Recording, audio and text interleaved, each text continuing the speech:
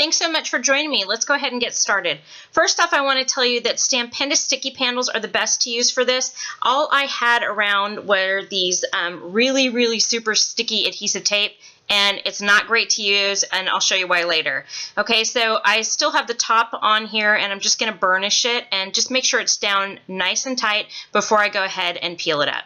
Now that it's peeled up, I'm going to go ahead and take my stencil, and I'm going to press it down onto the sticky surface and just press down all around it. Make sure it's on there securely. And then if you'd like to, go ahead and take the piece of paper, the slick piece of paper you've peeled off, and you can just use that to press down a little bit more on the stencil, so that way you get all the really small areas to make sure they're completely glued down. I'll show you later on in the video why exactly this tape is not good to use. It is so sticky that it actually bends and warps my stencil, but I'm also going to show you a way to correct that. So I'm kind of glad it did happen. So I'm just taking some micro pour tape here, and I'm going around the edges. With the sticky panels, I don't think you'll need to do this. I was just trying to protect the glitter and everything, because like I said, this is really sticky tape, not the best thing to use. But you can go around the outside with your tape or not. This micro pour tape is something I love to use. It's affordable and it peels off really nicely. I'll have a link down below so you can see exactly what that is. So I'm going to go ahead and use microfine glitter from Stampendous in teal and purple. You can use whatever color you want. I thought the cool tones together would be really pretty. So I'm pulling this up here because I accidentally taped it to the surface. So I'm just kind of getting the edges where I need them to be, so that way I can show you this technique. You will not have this problem with the sticky panels, so don't worry. So I'm going to just sprinkle on the teal, and then I'm just going to rotate my paper and shake it a little and move it around. What you don't see and what I recommend is have another piece of paper off camera, or excuse me, you won't have a camera. Have it off to the side where you can put all that excess glitter, so then when you're done you can pour it back in the jar, because there's a lot of glitter that comes off and you don't want to waste that.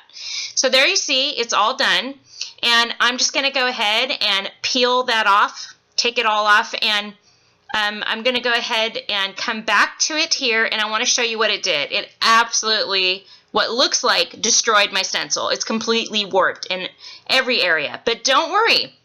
Take a couple pieces of paper, fold them in half, put that with your stencil, run it through your die cut machine, and it'll straighten that right back up.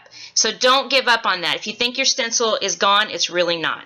So you can see my paper is really bent here because I had to really pull to get that stencil off, but that won't matter. So if you get some, creases or things like that, don't worry about it. It's salvageable and we can still make a gorgeous card out of it.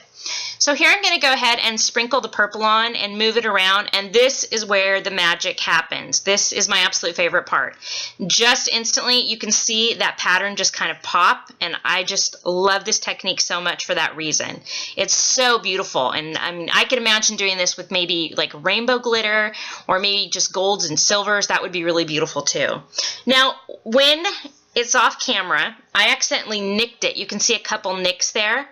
Look at that sheen. Oh my gosh. I'm sorry. I'm distracted by the shine. I get distracted very easily by sparkle. I apologize. But you can see those little nicks. Don't worry about that. I'm going to go back in with my tweezers and fix those up. And so don't feel like you have to throw it away if you have a small error. Remember, there's no mistakes, only embellishment opportunities. I'm just going to press that glitter down one more time, and then it is ready to go on my card. I'll trim that up and go ahead and place that on my card front. And you can see here I took this extra angle, so you can see it's just so beautiful. It's very sparkly and it really pops, and people are just wowed by the technique. So please try this technique, and be sure to come and check out my blog for more tips and tricks and techniques.